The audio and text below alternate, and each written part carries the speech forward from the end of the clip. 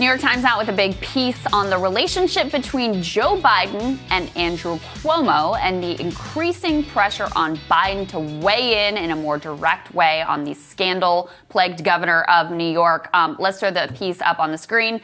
So Andrew Cuomo once more time, and Joe Biden appears inclined to give it to him. For now, the men haven't spoken, but the vaccine czar storyline is straining POTUS's bid to stay on the sidelines. The bonus bit at the end there that they mention is what a jerk Cuomo was with regards to his DNC speech. Gave it to them. This reported out in Lucky, by the way, which we've been reading. This story. Yeah. Gave it to them at the very last minute.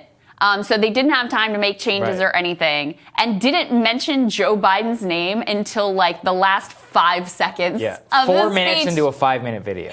And so the Biden people were like, "Can you change it?" And they're like, "No, we're not." They went dark. They were like, "No, we can't do it." And they just like, the governor can't be reached, and they turned off their cell phones. Anyway, just more evidence that Andrew Cuomo is a total asshole, but he and Biden have been close for years. Biden, they talk about in this piece, which I actually had forgotten, that he had endorsed Cuomo over Cynthia Nixon, gave him a full-throated endorsement at that state party's Democratic convention that year. They've been close allies.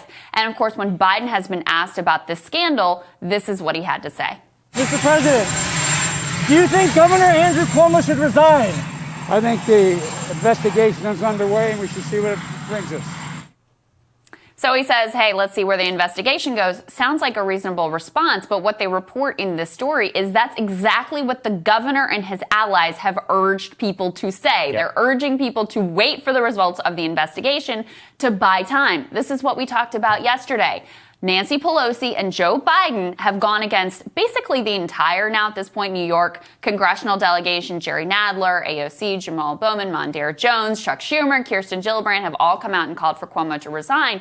What Cuomo wants, what he is betting on here, is that he can let the clock run out and that enough time will pass that people move on to something else and he can survive this entire period. So Joe Biden, by just saying that thing of, hey, let's see where the investigation goes, is giving Andrew Cuomo exactly what he wants. And I think that that's probably how it's going to last, because you can see negative partisanship is at such levels that most people are very reluctant to abandon their guy. And we have some polling in order to back that up. I mean, we can see that half of all of New Yorkers do not think that Governor Cuomo should resign. But not only that, if you dig into that, that includes Republicans who do think he should go, which is only like 30-something% of the state. Majority of Democrats think that he should stay in office. And so it just goes to show you that whenever people perceive that their guy is under attack, that they just won't give up. They're like, well, we liked him. And this, again, demonstrates the perniciousness of building somebody up into something that they are not, because many people, unrightfully, will probably think, hey, Governor Cuomo did a great job during the pandemic. Yeah, media was telling me he was amazing.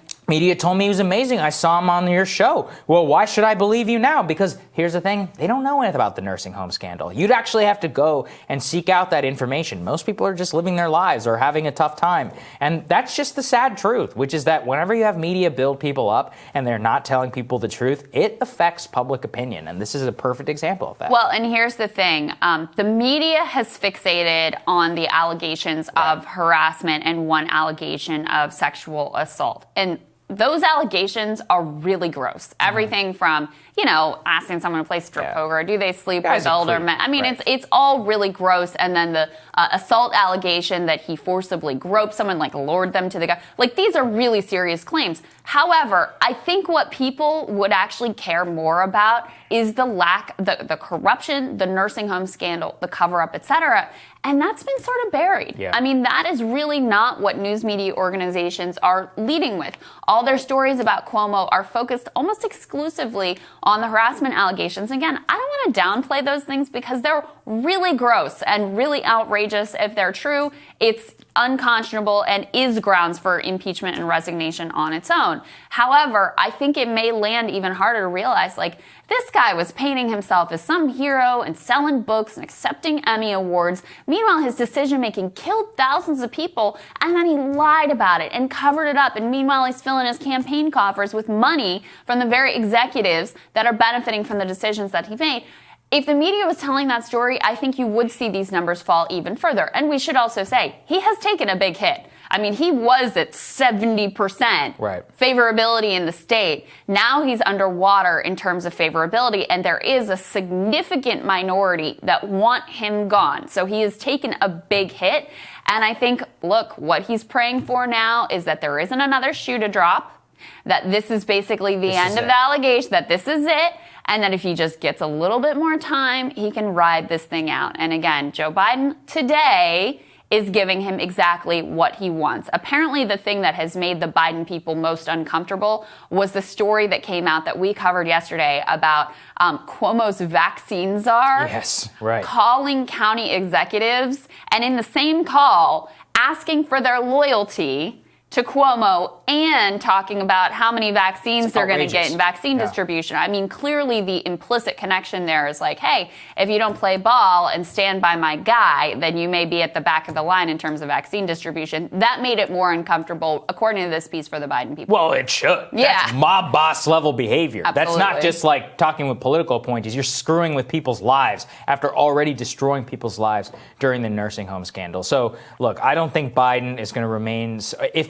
I think he'll probably remain silent if things are static as to where they are. But if we see more cover-up, this has always been Cuomo's problem, is the cover-up. If he'd come out in a good faith effort and be like, look, it was early in the pandemic. I didn't know. I messed up.